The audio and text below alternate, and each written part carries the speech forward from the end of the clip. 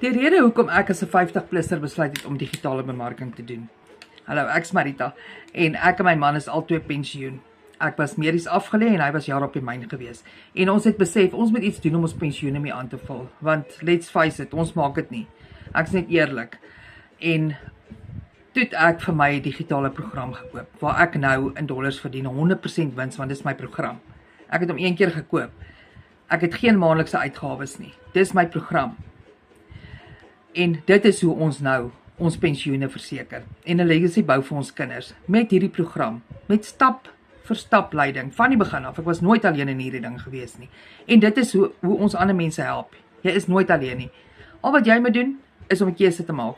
En te besluit, maar genoeg is genoeg. Ons wil nie meer sukkel nie. Hierdie ding is vir ons gegee om te gebruik. Want digitaal van die wêreld oor. So waarvoor wag jy? Sit vir my 'n wag in my comments en ek los my WhatsApp nommer hier onder. Jy kan my bel ook. Ons kan 'n video call ook reël. Ek sal jou bel en vir jou mooi verduidelik of ek kan my gratis PDF met jou deel. Dis jou keuse.